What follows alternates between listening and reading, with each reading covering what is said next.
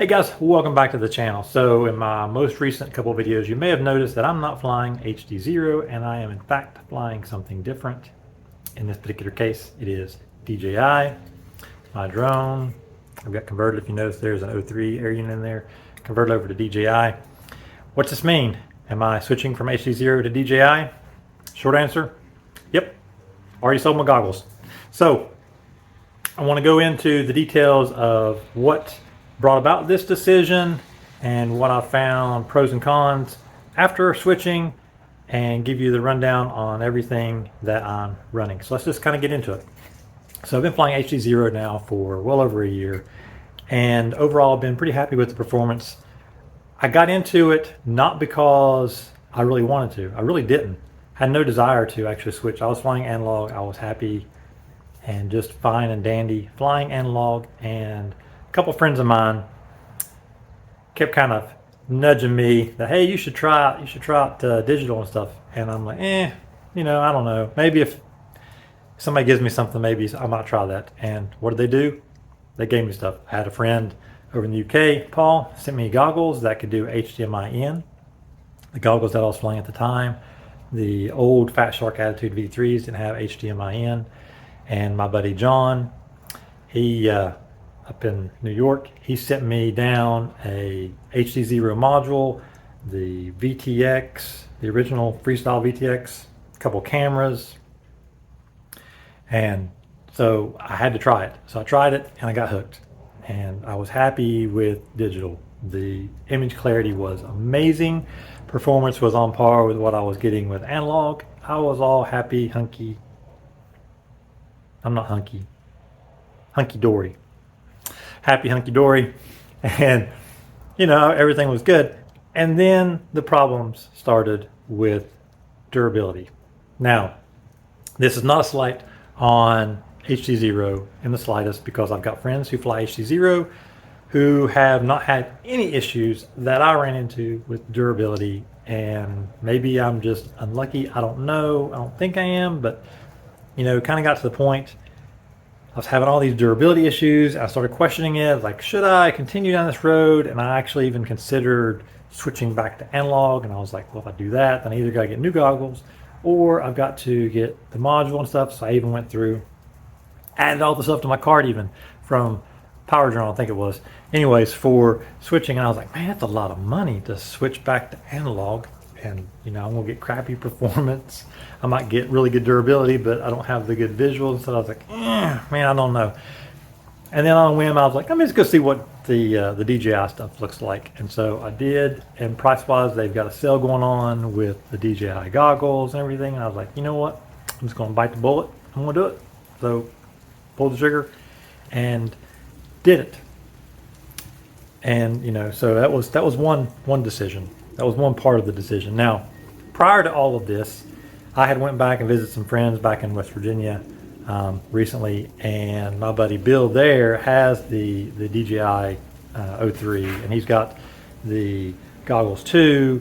And so I got to try those out to see what those look like, and I was really happy with the results. Mainly, I was happy about two things. One, super lightweight, and two, I could actually focus it for my eyes. I have really bad vision. I could focus over my eyes without having any diopters. Those two were key. So with that in my mind, and then the prices, and then the dealing with the durability, and seeing people fly the DJI stuff and have no issues with durability. I mean, these things take some serious abuse. I was like, I'm just going to do it. I'm going to pull the trigger. I'm going to do it. And I did. And so what have I found since switching? So one other tidbit before we get into that. I decided to also switch control link. So I've been flying the Crossfire stuff and I've been happy with that. But my build is tiny little, little 3-inch build and stuff, and space and everything else. I was like, you know what? I'm just going to get their controller and I'm just going to go all in. So that's what I did. I got the DJI controller too. Now, all of these switches, drastic changes for me and dealing with all of this stuff. Now, you've got latency differences between the video system. You have latency differences with this because this runs on S-Bus versus Crossfire, which has a much faster latency, and field of view changes from this, and we'll get into that in just a second.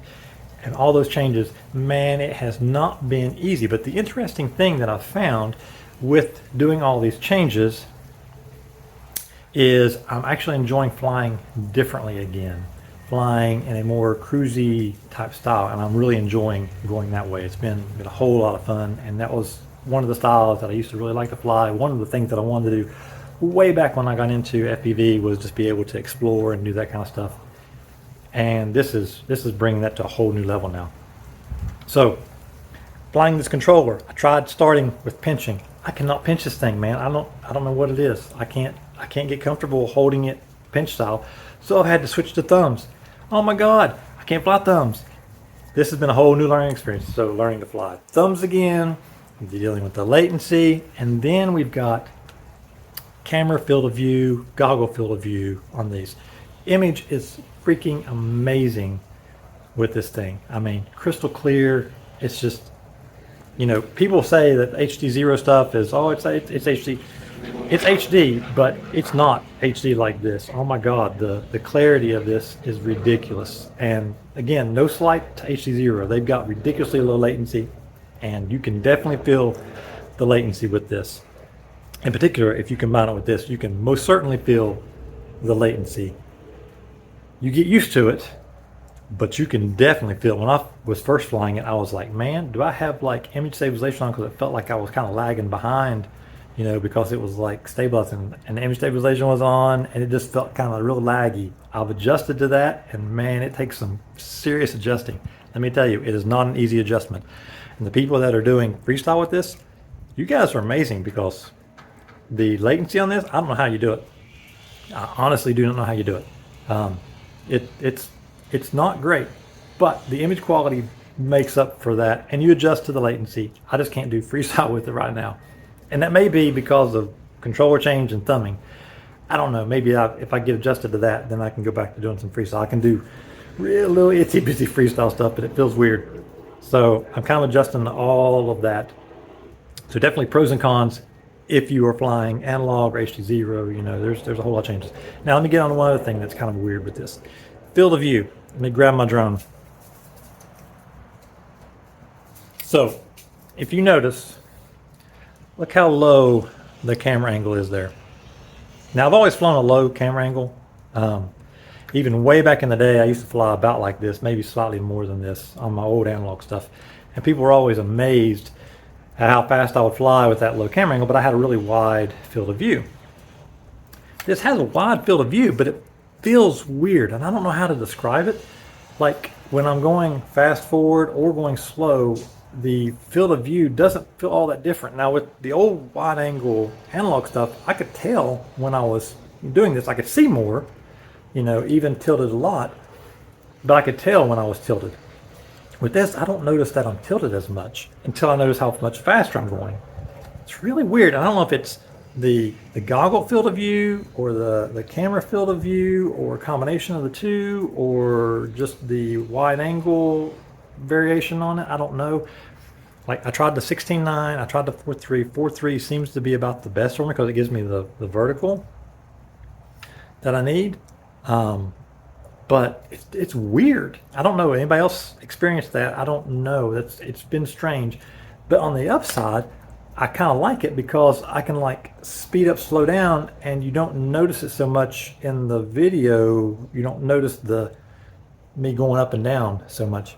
You can if you pay attention, but you don't notice it as much, which is kind of cool. I kind of like that aspect of it. It's kind of neat, and I'm finding I can fly closer to stuff and faster and lower, and you know, all of that kind of stuff, and it just feels way better. So I don't know. I mean, it's kind of interesting. Yeah. So overall, I'm really happy with this. It's taking a whole lot of adjustment to getting used to. My drone is 250-ish, not really, grams. All up weight, it's about 270, 275, I think it is now, with all the TPU and everything. But it's taken quite a few crashes, and durability is holding up well so far. Will it hold up long term? I don't know, but I think it will hold up better than the HDZero stuff just in general. I think it really will. I don't know. And again, that's not a slight on HDZero. My buddy Ranham, he's got HDZero setups and beats the snot out of those things and never had any issues. So maybe it's just my builds. I don't know. I'm not, like I said, I'm not trying to slide it. It's just been my experience. I've just sunk so much money on that stuff that I got tired of doing it. And I was like, if I'm just going to keep spending money on it, I might as well get me something better. So that's what I did. And again, it's definitely got its cons. Latency, oh my God, is terrible. That takes a whole lot of getting used to. The firmwares, all that kind of stuff, learning all that stuff takes a lot of getting used to. It's actually pretty easy to deal with though, at least with these goggles and the O3s. Maybe not with the V2 goggles, but with the goggles too, super easy to do. Range, oh my God. Penetration, oh my God. This is freaking amazing. I can do stuff that I never could do with analog, could never do with HDZero. Fly from places to places, could never do before. So overall, I am super happy with this, super stoked about it. If you got questions, shoot them down in the comments, and we'll leave you with some flying here. This is onboard recording. All I did was just widen it, tall a little bit, just to kind of get the little bit of black that you would see out of this, because the camera got such a wide angle, it gets a little bit of my my frame in there, and so I just expand it, take the 4.3 to 16.9, and then I vertically adjust it just to get rid of the little bit of black on the corners that I've got from the frame, and then color grade it. So no stabilization, none of that. You guys enjoy this footage, and again, if you got questions, shoot them down, and I'm loving it, and I will see you guys in the next video. Peace.